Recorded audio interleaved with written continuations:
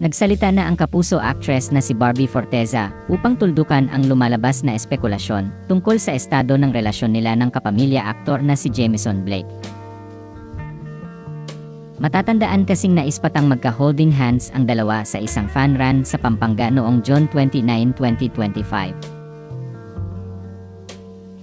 Sa Chika Minute Report ni Nelson Canlas sa 24 oras nitong Biyernes, July 11, 2025, inilahad ni Barbie na naging malapit niyang kaibigan ang aktor makaraan nilang magkasama sa upcoming Netflix movie na Kontrabida Academy.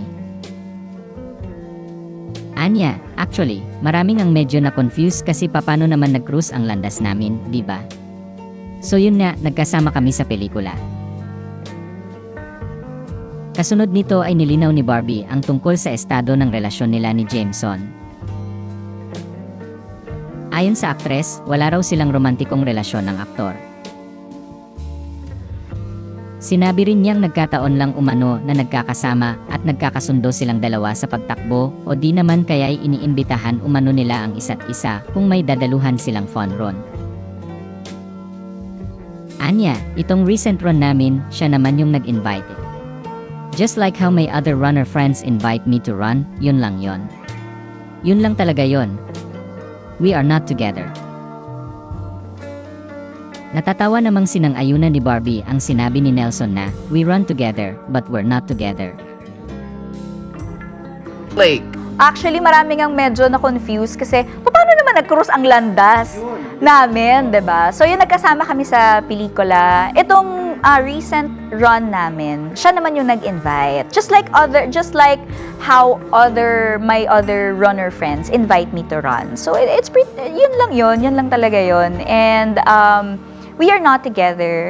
We run together but we're not together. Yan, ganyan. So, Nauna nang itinanggi ni Jameson Blake ang haka-hakang jowa niya si Barbie Forteza. Sa OG Diaz Showbiz Update sa YouTube noong July 4, 2025, tinanong ni OG si Jameson kung sila na nga ba ni Barbie. Sagot ng aktor, honestly, we are not together. Kasunod nito ay ipinaliwanag ni Jameson kung paano humantong sa holding hands ang eksena nila ng aktres noong araw na yon. Ayon sa kanya, kaya sila nahuling nag-holding hands ay dahil marami na umano ang nagpa-picture sa aktres at inalalayan niya lang daw ito. Ano ba talaga totoo, te? Si Jameson Blake na ba at si Barbie Forteza na ba? Eto na nga. Syempre, chinika ko si Jameson Blake. Oo, tinanong ko siya. Sabi ko, Jameson, yes, Mama Ops, parang alam ko na kung ano itatanong mo sa akin. Sabi ko, totoo ba? Kayo na ni Barbie. Kailan pa? So, sinabi ni Jameson na, honestly, we are not together. The reason why nahuli kami holding hands kasi ang daming tao nung nagpa-picture sa kanya.